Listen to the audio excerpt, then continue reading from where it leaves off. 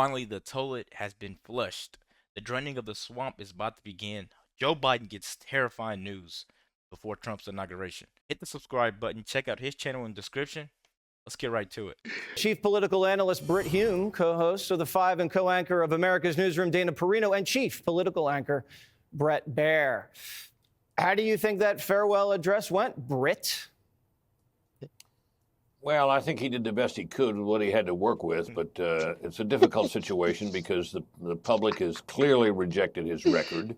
In fact, we had this poll out tonight of our own that showed that most people thought that the Trump victory was a token not so much of Trump's popularity, but of the disaffection with Joe Biden.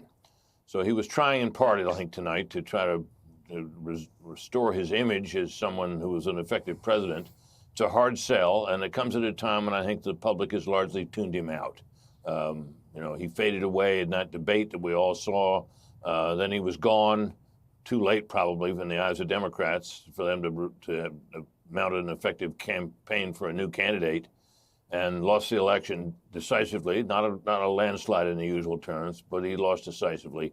And he's been elbowed out of the center of things now in all the weeks since the election. So I think this was an attempt, but I'd be surprised if the number of people watching it would match the kind of thing he might have hoped for. This, Brett, did not seem to be a happy farewell. He seemed bitter about people who scorned him, perhaps Pelosi mentioning the stock trading ban that he never really pushed until he was betrayed by Nancy, blasting the oligarchs who kind of also, in his mind, betrayed him this past summer after he decided he wasn't going to run, or that decision was made for him. What did you make about these warnings? Oh, it's interesting, Jesse. He harkened back, as I mentioned, to President Dwight D. Eisenhower's farewell address in 1961, talking about a military-industrial complex. He started talking about the threat from an oligarchy and the concentration of power and wealth having an impact on U.S. policy. You know, it's interesting that Democrats raised a lot more money and spent a lot more money on that election, almost 2-to-1 over the Trump campaign. And so there was a concentration of money on the Democratic side. It was just what they were selling was not selling to the American people. I thought, obviously he was trying to put rose-colored glasses on some of the things that the administration did. You have to give credit for a bipartisan effort on infrastructure and other things. There were real critics of a lot of those pieces of legislation, but he did push them through Congress. But you have to realize that the result of that election is a complete repudiation of going a totally different direction than the Biden administration and the Harris administration would have. And when he told USA Today that he still could have beaten Donald Trump, I think no one believed that after that June 27th debate. Before his debate with Trump, he had a 40%, 30% disapproval rating. Right. But right after that, it went up to 68%. And that's when they realized we got to switch him out with Kamala. Because that's what these Democrats do. They just switch on each other and snake each other to Stab move each up. other in the back. I'm sure he had no clue that Kamala was about to take over for the running for presidency. And she even lost to Trump, and that was a big slap in the face of these Democrats. There was no one else left to trade on, I don't even think that she even cared if she won or not. Yeah. They just wanted to run a bag up. Yeah, I hate to say that. She packeted she packeted a lot of money. Yeah, they raised billions of dollars. Yeah. You know what I'm saying? A lot of money. Let's keep going, guys. Make sure you guys hit that subscribe button. Dana, are we looking at a failed presidency? This is a one-term guy. This is complete repudiation by the American people. 33% approval rating. Many people see this as a failure. So you and I sit together every day on the Five, and you know that I try to be really nice. And I intended to find something that I could say, wow, that was great. So news of the day at the top, understandable. Big soaring attempt at a rhetorical push for unity. I'm like, okay, I'm following. And then, what in the world was he talking about? For example, when he talks about dark money, does he not remember that just last week he gave the Medal of Honor, a Medal of Freedom Award to George Soros? To George Soros, yeah. They also, he talked about the fact that they had the biggest economic rebound than ever. He never mentioned COVID, which was the entire premise of his presidency. Today I looked at a poll. Britt mentioned our poll. There was another poll, the Gallup poll. They asked about 18 issues. Which ones are you feeling better about? Only 1 out of 18 did people feel better about, and it was gay, lesbians, and trans issues. So he's sitting there.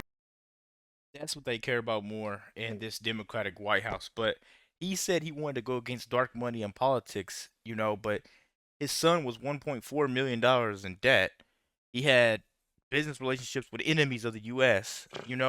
How can you fund something like that and then give a freedom award to George Soros, the person that divides the country the most behind the scenes? Swear to God, I'm man. telling you guys, It's Americans so are ready weird. for change at this point. It's so weird. They was doing it right in front of our face. All the little hustles and scams and schemes that they try to say that this Republican Party doing, they be doing it right in front of us. And then they expect you guys not to say anything. Americans eventually got tired of this stuff. We went out. A lot of Democrats went out and voted Republican. He I know I said did. one of his most outlandish claims was he believed that he was going to beat Trump if they hadn't switched Kamala out. Come on, man. Man, they Come on, I don't even want to people. say it, man, but they probably would have had an assassination attempt on him if he would have gotten office again, man. Come on, people. Come on, Cut it man. Let's out, keep man. going, man. Let's We're go. talking about all of these things that he's done, and I'm just like, this rings hollow. To me, it felt like the speechwriters have already left the building and that they asked ChatGPT to write a speech for Joe Biden in AI. which he doesn't remember that he was president Facts. for the last 4 years. If you ask people, are you better off today than you were 4 years ago? The answer is no, except for maybe the solar companies and the Delta smelt. That was mean, Dana. Wow, Britt Hume. I tried. Dana is meaner than you are. What is happening here? Well, I'll answer the question you posed to her, whether this was a failed presidency, and I think the answer, sad to say, unmistakably, is yes, it is. It has failed on a number of counts. The first one being on foreign policy, beginning with the entirely problematic withdrawal from Afghanistan, which I think a great many people feel was the signal to Vladimir Putin and perhaps others that their aggression would be unmet by the kind of resistance they might once have expected. And that gave us the Ukraine war, the kind of on-again, off-again support for Israel, which was, ended up with the administration trying to beat its Middle East, only really solid Middle East ally into submission on and stopping the war. From the beginning of that conflict, begun by Hamas, the principal goal of this administration, even as Israel was plainly winning, was to stop the fighting. That now looks like it's come to pass at a very late stage in the game.